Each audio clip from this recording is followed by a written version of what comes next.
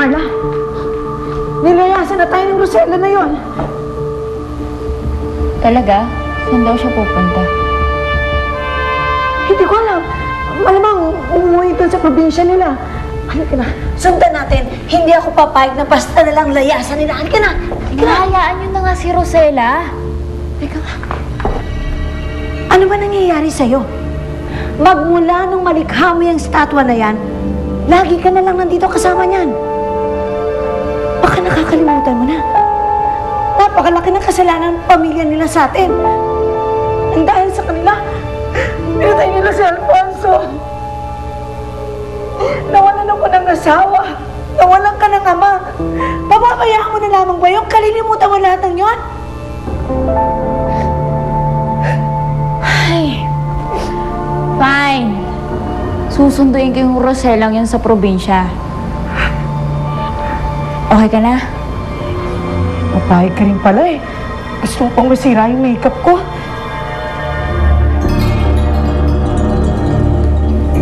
Good morning po, sir. Pwede po ba magtanong? Ano yun?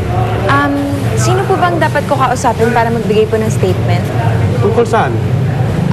Tungkol po dun sa lalaking dinala ng mga tanod kagabi. Nagkamali po kasi yung mga tanod eh. Hindi naman po niya ako pinagtangkaan ng masama. Yung lalaki nakabagbay tinutukoy mo? Opo. Wala na siya sa kulungan. May nagpiyansa sa kanya kagabi. Talaga po? Sino po nagpiyansa sa kanya? Hindi namin pwede i-disclose ng ganong informasyon, miss. Sige, buti naman pala nakalaya na siya. Sige po. Salamat po, sir.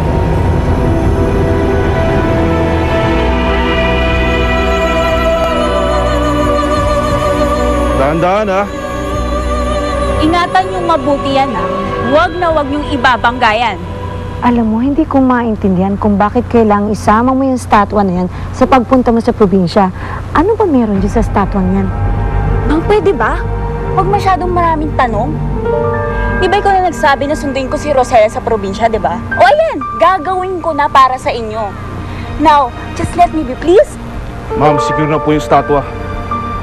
Okay. At sino naman ito? Masi Lucho, bodyguard ni Machete. Magandang umaga po, Ma'am Divina. Eh, luka-luka ka na yata talaga eh. Tao lang nagbabodyguard, hindi estatwa. Ma, I don't want to risk losing my precious possession again. Kaya nga ako kumuha ng isang tao para magbantay sa kanya. Round the clock. Lucho, halika na.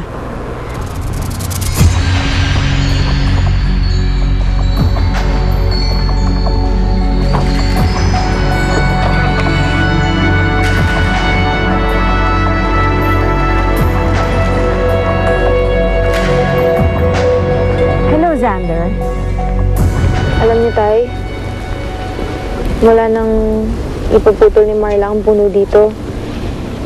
Parang nawalan na ako ng tahanan. Espesyal kasi sa akin itong lugar na to eh.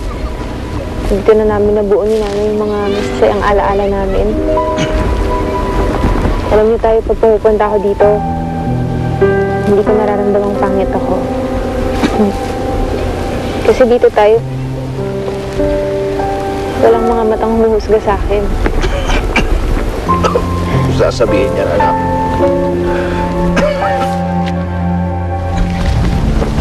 Totoo naman tayo eh. Kayo na lang nagmamahal sa akin. Alam mo tayo, wala namang kaya magmahal sa ganitong kapangit na mukha eh. Maganda ka. Maganda ka kasi maganda ang kalooban mo. At balang araw, makakilala ka rin ng lalaking magmamahal sa'yo ng lubos-lubos. Nang totoo.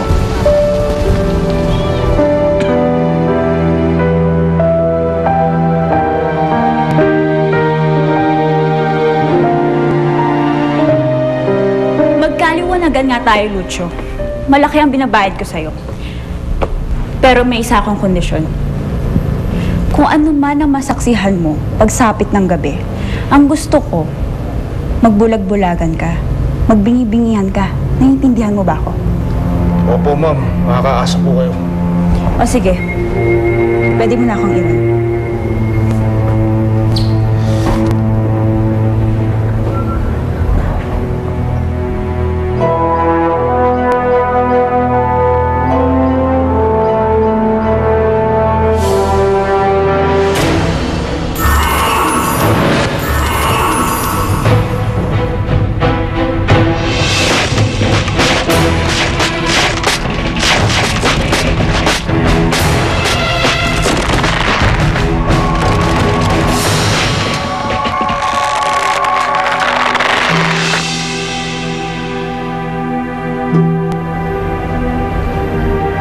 Maligayang paggising, Machete.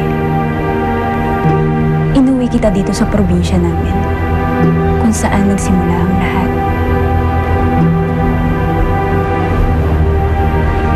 Di ba ang sabi mo, gusto mong balikan ang iyong pinanggalingan? Pwes, ituturo ko sa'yo kung saan dati nakatayo ang punong ginamit ko para likhain ka.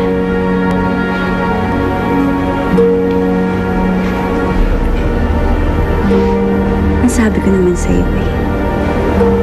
hindi kita pamabayaan.